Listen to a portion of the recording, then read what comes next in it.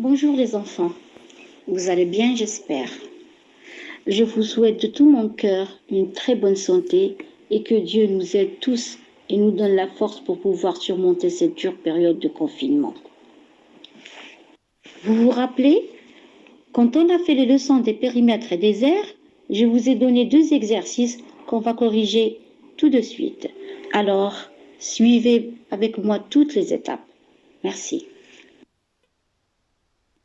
Exercice, je vous ai demandé de calculer les périmètres des 2 figures A et B. Ce sont des quadrilatères, sachant qu'un quadrilatère, c'est une figure qui se compose de 4 côtés. Un petit rappel, pour calculer le périmètre d'une figure, il faut trouver la somme des mesures des côtés. La somme des mesures des côtés. Alors ici, on a la figure A. C'est un quadrilatère. Il a 4 côtés.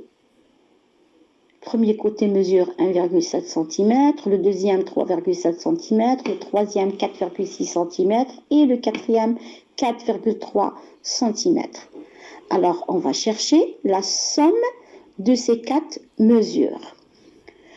Alors, j'observe que ces mesures sont toutes de la même unité, c'est en centimètres. Alors, je n'ai rien à convertir. Je vais les additionner. Alors, 1,7 cm plus 3,7 cm plus 4,6 cm et plus 4,3 cm égale 14,3 cm. Alors, le périmètre de la figure A est 14,3 cm. Maintenant à la figure B. Alors, le périmètre de la figure B est le total des 4 côtés. 1,4 cm, plus 5,2 cm, plus 6,1 cm, plus 4,3 cm, égale à 17 cm.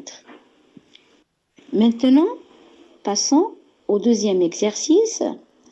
Alors, dans cet exercice, je vous ai demandé de calculer l'aire de la figure bleue en utilisant l'aire de la figure rose.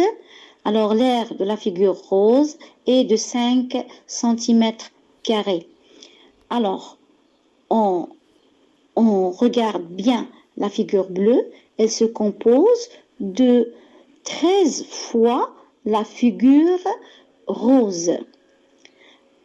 Alors, pour calculer l'aire de la figure bleue, on va multiplier 13 par 5.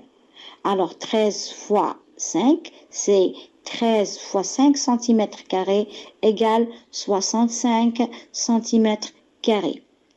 Puis, je vous ai demandé de convertir cette aire en millimètres carrés. Alors, 65 cm² égale 6500 mm².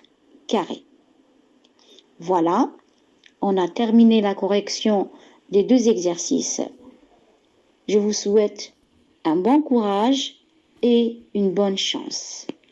Au revoir.